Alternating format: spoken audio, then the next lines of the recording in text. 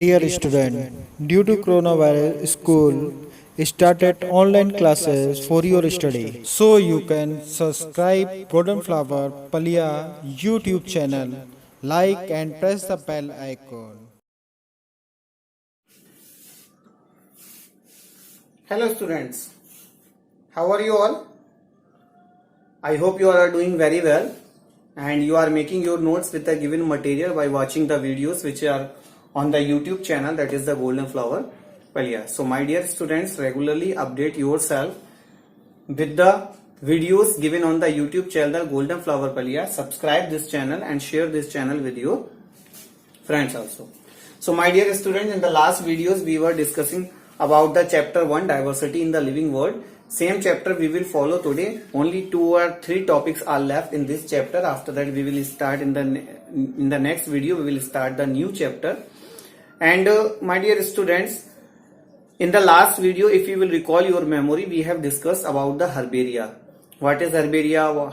The preparation of the herbarium, and what are the tools required for the making of the herbaria. So my dear student, today we are having the next topic, that is the roles of herbaria. Role of herbaria, we are having the 5 points which I have written here. The points may be many more, but I have written here a very few points which are very essential. The first one is the safety of type of herbaria. Safety of type of, not herbaria, it's a specimens. Specimens. Right? Safety of types of herbaria specimens.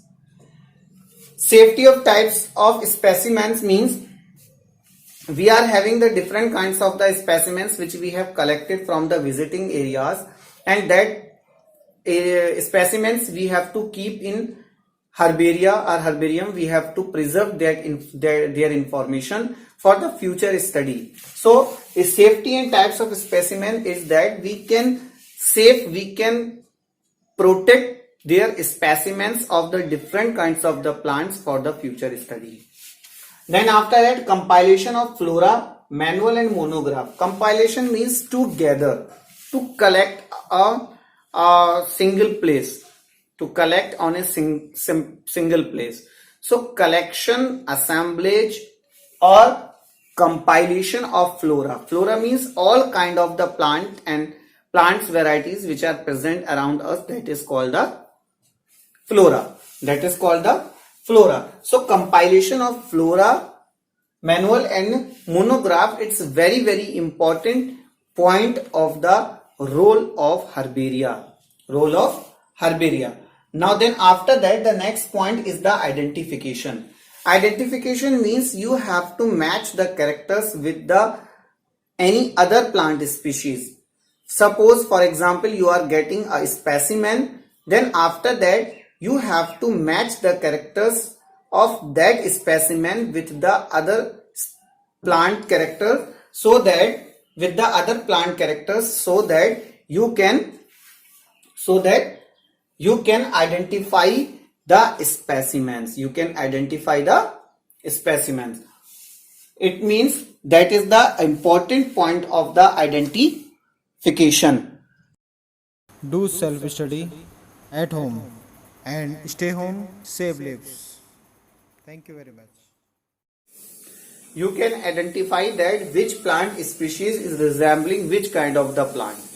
Means the phylogenetic characters, you can say the different hierarchical, or you can say the phylogenetic study you can have with the help of the identification. So by these classification, by the formation of the herbaria, you have to identify the different specimens present around us, whatever we are collecting from the visiting areas. Next one is the research and training. Now dear students, the specimens which we have collected as a herbaria, or you can say in the herbarium, they are very very very useful for the research and training, because that plants provide us a maximum, you can say the maximum opportunities to research on them. They are very very helpful in the study of the different characters of the plants, different by the identification we have to identify the specimens. So that is why the research and training, it is the very important role of the herbaria. Next one is the preservation of voucher specimens. Means if the plants which are extinct, the specimens which are extinct, so for that you can preserve their specimens for their future study. I hope this topic is clear to you. It's a very small and topic. This we have discussed that it's the very important, that is the role of herbaria. You can have the more practice by the giving notes in your PDF files. Next, today topics we will discuss about the botanical gardens and the zoological parks. Botanical gardens, I would like to tell you what is mean by the botanical garden. Botanical garden is a place where the assemblage of the different kind of the plants for research, study and public education, and you can say also for ornamental also. Means a place where the different kinds of the plants are grown for their study, for research, for the public advertisement, for the public awareness, for the public education. So that place is considered as the botanical gardens. We are having a number of the botanical gardens. Out of that we have to study a few one. Just for example, botanical gardens. The Pisa Botanical Garden in Pisa in Italy, it was situated in 1543. This one is the International Botanical Garden. Except these, we are having the many botanical gardens. As you will make the study with the notes, you will get the more and more number of the botanical gardens. After that, Lalbagh Botanical Garden, it is situated in the Bengaluru in 1856. National Botanical Garden Research Institute, Lucknow, it was established in 1953. So my dear students, what we are discussing? We are discussing about the role of herbaria, botanical gardens, zoological parks. These are the topics for today. So my dear students, I have written only 3. We are having a number of botanical gardens. It's depend on you that how much you have, how many you are learning, how many you are practicing in your study. Botanical garden is a place where we have to grow the different kinds of the varieties, as many as are possible, and they are helpful in the research, study, teaching, public awareness and public education. Especially in these gardens, the plants which are very useful for the useful for the human beings, like medicinal plants, ornamental plants, crop production plants. So those plants are cultivated here and the research are going on. So places are called the botanical gardens. Now zoological parks. Zoological parks is the area where in a limited boundary different kinds of the wild animals are kept without the interaction of the human being. Means it is a area where the different kinds of animals are flourish in their natural habitat without the interference of human. You can consider it that they are the zoo and Lucknow Zoo. I have written here 3 zoos which are very common in India. Lucknow Zoo, it is situated in the UP. It was established in 1921. Assam State Zoo, it is situated in the Guwahati, Assam. It was established in 1957. Kanpur Zoo, Kanpur UP 1900. It is situated in Kanpur UP. it was established in 1971. So my dear students, I have given you the only three example. Doesn't mean that there is no any other examples are here. We are having a number of the zoological parks and the botanical gardens, but you have to make a study.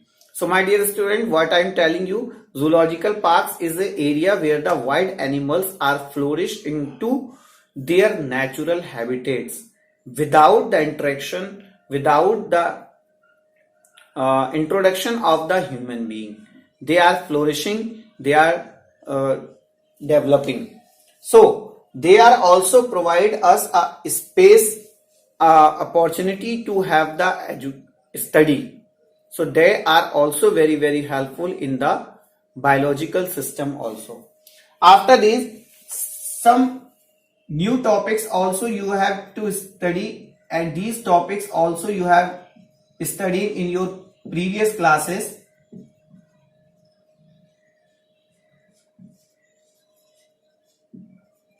These two topics, national parks and the sanctuaries.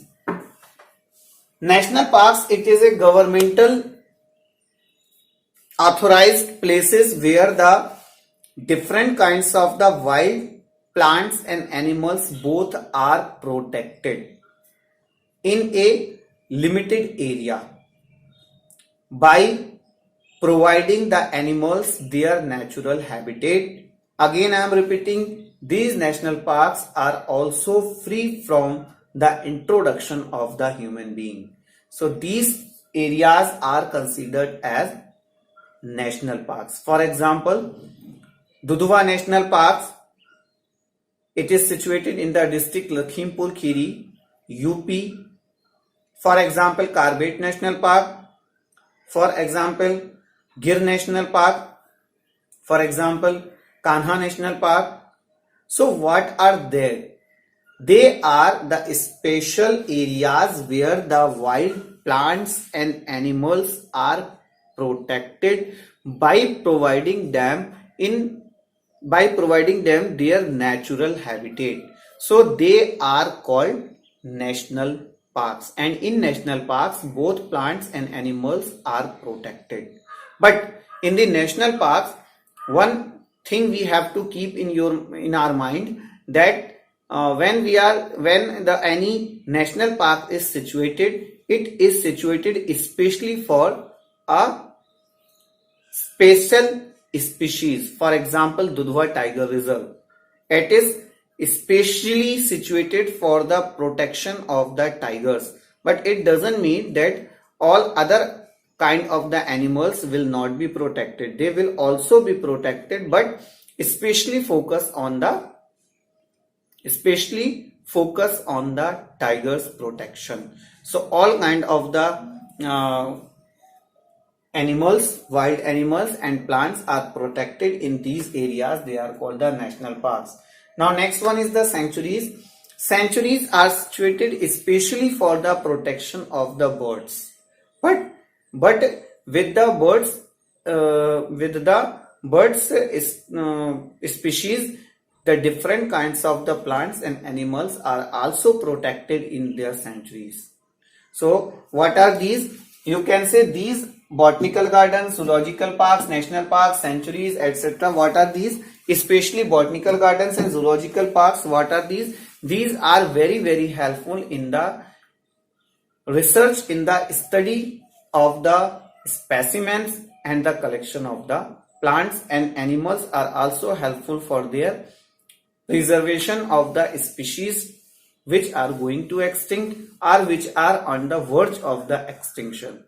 So my dear student, with these topics, this chapter diversity in the living world, which we have started in the last many videos, it is completed today. So my dear student, it is requested to you, I request to you that please have the proper notes by the giving PDF files on your WhatsApp group and have the more practice.